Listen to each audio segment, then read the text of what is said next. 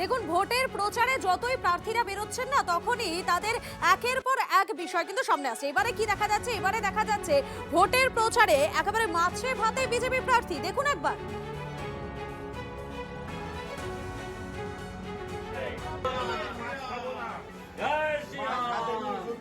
সব খাবো, সুতরাং মিথ্যে কথা বলা বন্ধ হোক। ভারতীয় জনতা পার্টি এবার প্রার্থী আমি। দয়া করে 26-এর নির্বাচন, মমতা বন্দ্যোপাধ্যায় তৃণমূল কংগ্রেসের বিসর্জন, দয়া করে আমাদের ভোট দেবেন। এবার পদ্ম ফুলে ভোট দেবেন, চুপচাপ পদ্মে ছাপ। অনেক ধন্যবাদ। বিজেপি বিজেপি বিজেপি জিন্দাবাদ জিন্দাবাদ বিজেপি বিজেপি জিন্দাবাদ জিন্দাবাদ জিন্দাবাদ। দেখছেন আপনারা, সেই ছবি আপনাদেরকে দেখাচ্ছি। বিজেপি আমিষ বিরোধী নয়, বরং মাছে ভাতে বাঙালি। তৃণমূলের আক্রমণকে একবারে ভোতা করতে রুই মাছ নিয়ে ভোটের প্রচারে বিধাননগরের বিজেপি প্রার্থী রঞ্জিত রয়েছেন আমাদের সঙ্গে। রঞ্জিত, এই বিজেপি প্রার্থী তিনি তো অভিনব কায়দায় প্রচার সারছেন।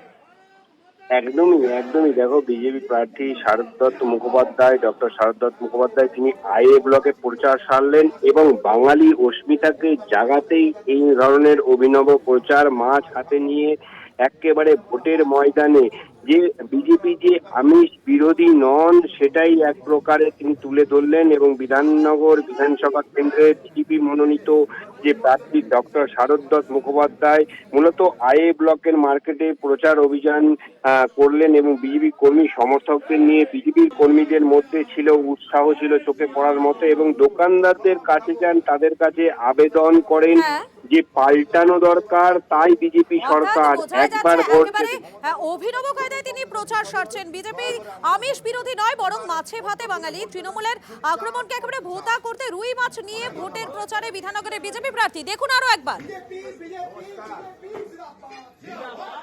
এই মুহূর্তে আমাদের সঙ্গে শারদ দত্ত মুখোপাধ্যায় বিধাননগরের বিজেপি প্রার্থী রয়েছেন আমাদের সঙ্গে। আপনাকে স্বাগত টিভি9 বাংলায়। দেখুন, আপনি একটা অন্যভাবে এই প্রচার সারলেন। ঠিক কি বার্তা দিতে চাইছেন সাধারণ মানুষের মধ্যে? পরিষ্কার জিনিসটা হচ্ছে, মুখ্যমন্ত্রী মাননীয় শ্রী মমতা বন্দ্যোপাধ্যায়ের মিথ্যাচরণের প্রতিবাদের একখানা রূপ দেখতে পেলেন। এরকম একের পর এক আরো রূপ দেখাবো। উনি যে ধারাবাহিক মিথ্যে কথা বলে যাচ্ছেন, বিজেপি মানে মাছ ভাত খাওয়া বন্ধ, তার প্রথম পদক্ষেপটা দেখালাম, প্রথম রূপটা দেখালাম আমরা।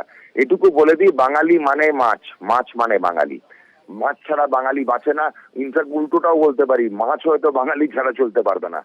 তো আমাদের যে কোনো শুভ কাজে দেখেছেন, বিয়ের তত্ত্ব থেকে আরম্ভ করে নতুন বাড়িতে ঢোকা, সবসময় আমরা মৎস্য মুখ করি। আজকে আমি আমার প্রচার শুরু করলাম বিধাননগরের কেন্দ্র থেকে।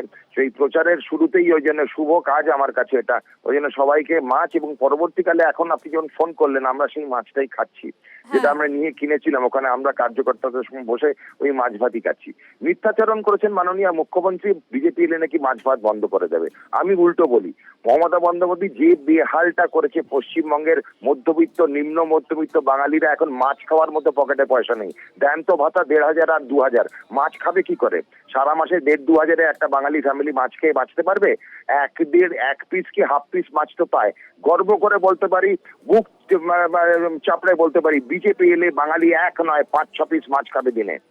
কথাটা শুনে নিন, বিজেপি যখন পশ্চিমবঙ্গে ঢুকবে, রাজত্ব করবে, তখন কিন্তু বাঙালি এক নয় ৫-১০ পিস মাছ খাবে। সে ব্যবস্থা বিজেপি করে দেবে, উন্নয়ন হবে। সুতরাং মমতা বন্দ্যোপাধ্যায়ের বাড়িতেও আমি ভাবছিলাম মাছ বা দই মাছ বা মাছের কালিয়া উনি যেটা ভালোবাসেন সেটা পাঠিয়ে দেবো। ধন্যবাদ আপনাকে।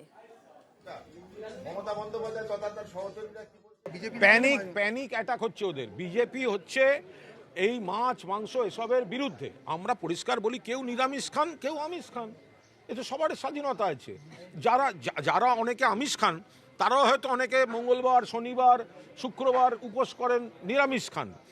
আমিষ নিরামিষের লড়াই তো নয়, কেউ নিরামিষ খাবেন, কেউ আমিষ খাবেন। কিন্তু দিল্লিতে বিজেপি জেতার পর চিত্তরঞ্জন পার্কে গিয়ে মাছ বিক্রি করা যাবে না, এটা কালচার হতে পারে না। আজকে যে এই যে মাছ বিক্রি করা যাবে না, মাছে ভাতে বাঙালি, এই মাছের উপর মৎস্যজীবী থেকে শুরু করে মাছ বিক্রেতা, কত লোকের কর্মসংস্থান, কত পরিবারের কর্মসংস্থান, ওদের কোনো ধারণা আছে?